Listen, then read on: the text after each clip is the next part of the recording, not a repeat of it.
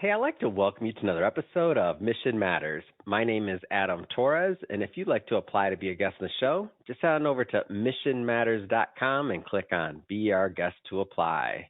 All right, so today's guest is Jeremy Mitchell, and he's a founder and CTO over at Atmo Waste. Jeremy, welcome to the show. Hey, thanks, Adam. Thanks for having me.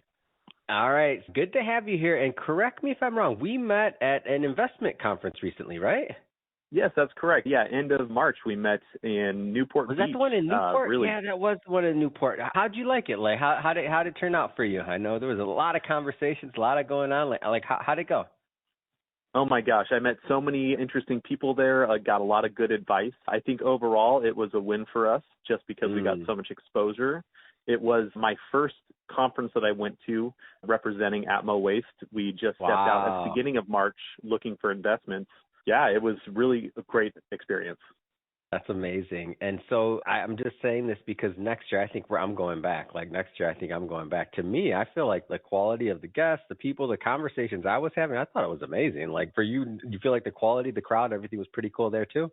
I do. I really enjoyed it. I am looking forward to seeing how it evolves over the next year and then even seeing where I am as a company now versus where I am in a year from now. I think it's going to be a really great experience. That's awesome. All right, so let's get into, we're going to talk about your company, of course, Atmo Waste. We're going to talk about all that, but I'm just curious, just as an entrepreneur, were you always an entrepreneur? Or like how'd you get into this side of things? Gosh, that's a great question. So while I was in college, I think even before college, I've always had that entrepreneurial spirit. When I was younger in my late teens, I had a lawn mowing company that I did. I just went door to door and getting people, do some landscaping for them. When I was 8, I actually delivered newspapers door to door back when it was still little kids delivering newspapers. So I guess I just you know what? That's like my regret in life. I'm like, ever since I read about Warren Buffett and all these people, I'm like, how come I never had a paper route? That's an honest regret from when I was a kid. I think I skipped from papers and I was selling baseball cards or something or comic books. I never got to do a paper route though. I feel like that's the entrepreneurs of today will never know, right? Like how many little kids do you see out doing paper routes? Not in LA, that's for sure. You see some kid delivering papers in LA. Yeah, not in San Diego either. Yeah. So paper route, all of that, like continue. Sorry, I cut you off. I know. Oh yeah, no worries. I mean, I won't lie. I wish I had done the baseball card and comic books. I'd only collected them. I never sold them. Still in a box somewhere. But yeah, you would have been my client. I would have said, yeah, go sell those papers. I got some cards for you. And this is how much. Yeah, that's how it is. That's funny. It's true. Oh man. So now college, you're getting into entrepreneurship too. Where's the next steps? Like, give me those. Yeah, it was kind of an accident in college. I was working in a scientific lab doing biophysics, like electrophysiology work, and I ended up building a couple devices while I was there, and the doctor I worked for was like, hey, you should go present them at this competition. And there was a launch pad called the Zip launch pad at the time, the Zon Innovation Platform, and I went in there and I showed this pacemaker that I made with an Arduino board that was actually taking cardiac heart cells and making a beat on their own that I used for experiments. And then I also made these little Petri dishes with little glass bottoms that, innovated something that we were doing. And when I presented my technologies there, just kind of like a random Thursday afternoon, I won a couple awards and they're like, hey, why don't you join our entrepreneurial society? And we think you'd be great. And I was just like, what? So they gave me like a little scholarship. I won an award. And then they inducted me into this launchpad, this startup thing. And, it went from there. So you're an inventor. Yeah. You created new things like products that drew people and you got some recognition and you're like, wow, like how far can I take this, right? Yeah, basically, I see where there's a problem where there needs to be a solution. And I guess it's the way my brain's wired. I just start thinking of ways to fix it. Yeah, those are the most, to me, those are my favorite type of entrepreneurs to follow, just to see like how'd they think of that, or why, or like how come nobody else thought of that, or what's this like. To me, I've never been an inventor, so I'm just saying that whenever I see somebody that's created something like that, I'm like, wow, they're like just ticks a little bit differently, like they do different things. Let's get into your present day project and company. So Atmo Waste, like where did the seed of this idea start? Wow, that's a great question. So originally, while I was in college, actually, my brain's spinning, trying to think of all these cool things. I'm a physicist. I was doing biophysics at the time at San Diego State University. And while I was there, climate change is something that we've heard about for decades now, but you're either on the one side of the fence where you believe it or you're on the other side where you don't.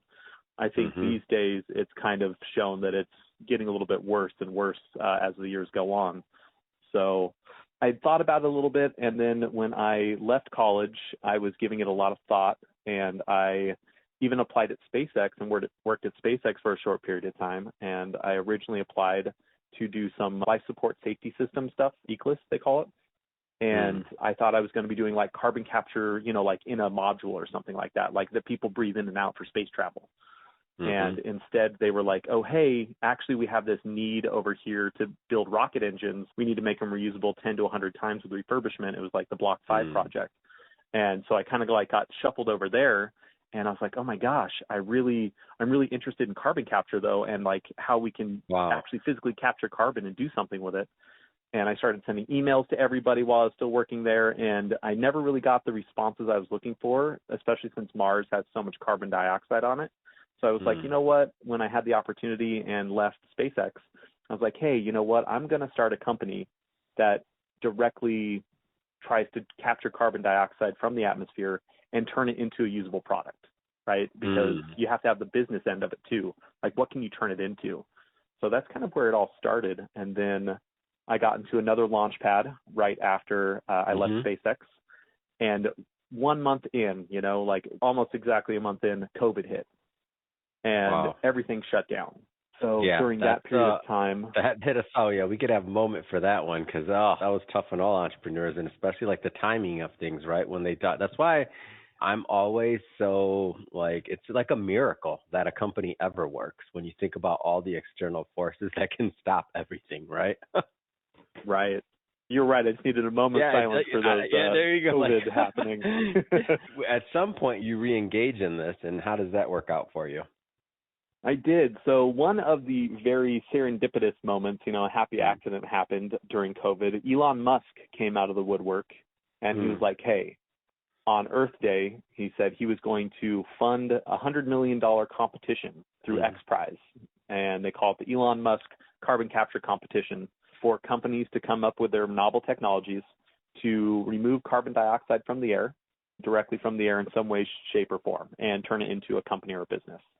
So there was a little bit of relief that, wow, everybody finally is going to take this seriously. And then there was always also that feeling of like, wow, now there's like another 10,000 teams coming out with their own ideas out of nowhere, and they all want to be the winner of this contest. So that was a moment where I had to make a pivot after I was in the contest. I'm still in the contest right now. It ends in 2025 with one of my novel technologies. However, the company Atmo Waste now is not that entity. It is a brand new C Corp with brand new corporation I started.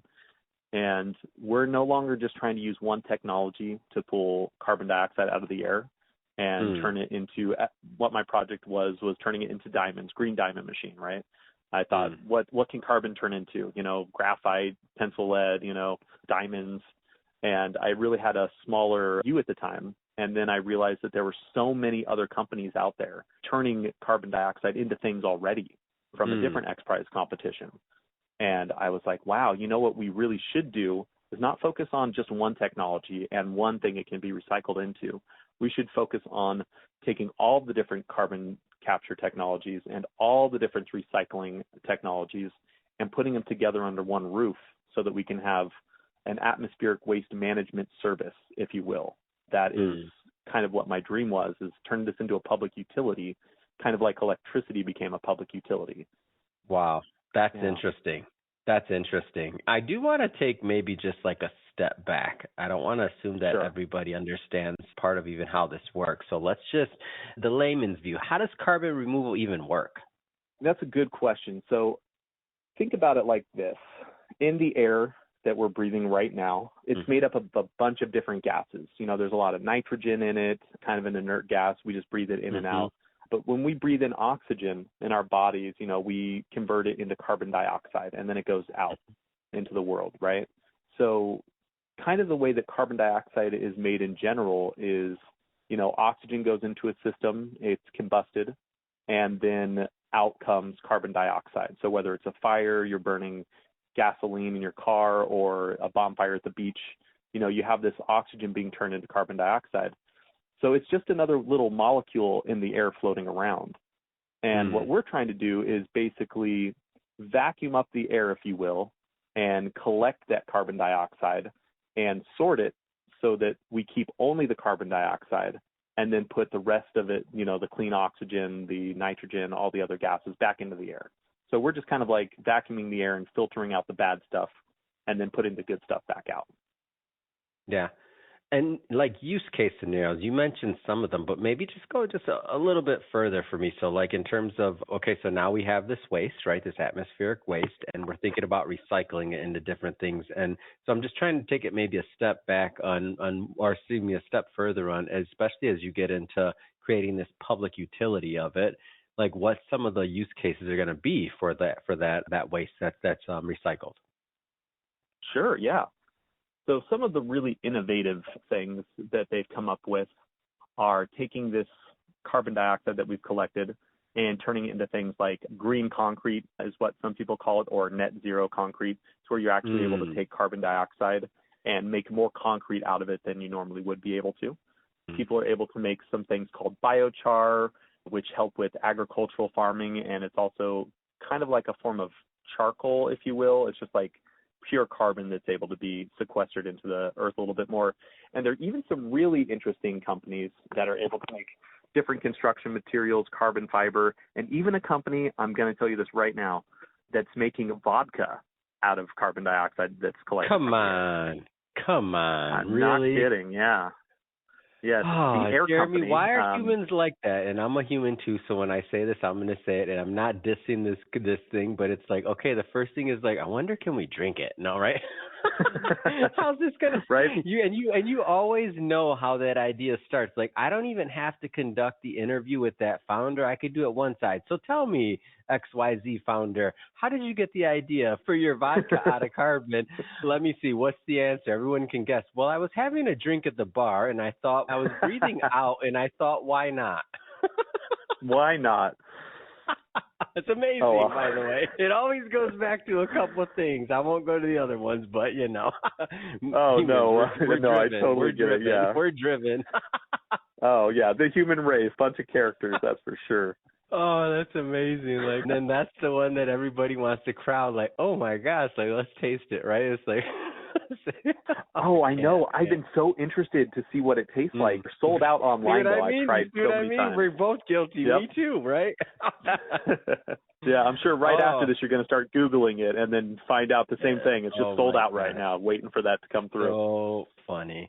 So now taking it, let's just continue the story here. So now I think we've covered, quite a bit. So we covered the concept of it, like what things that they're making with it, right? And now let's just kind of pull it all together. So now what would be, let's dream for a moment here. We're all entrepreneurs. Many entrepreneurs listen to this. So now circling back to Atmo Waste, like what would be your vision, 5, 10, whatever years out that you'd like where do you see this going? Where I see this going is complex in its simple way. So depending on what kind of technology there is and what kind of recycling there is, different technologies work in different climates. So what works in the desert at sea level might not work in the mountains, mile up when it's a little bit colder, right? So where I see this going is finding places around the world near different population density centers, like different cities, that we pair up a technology with that kind of climate, that kind of, geological or geospatial area. And then we also pair that with a recycling technology that is more in tune to what that culture is interested in, In different parts of the world, it is illegal to drink alcohol. Yep. So you're not gonna pair that up, right? It's all yeah, not gonna pair up the vodka machine with that country. Middle East, but a country like that might be interested in some of the technologies that can actually turn carbon dioxide into gasoline. I guess I didn't say that before. That was probably one of the ones that I should have brought up first. Everybody wants some easy gasoline, but or being able to concrete for building and developing countries that prefer like I get it. Go ahead, please continue.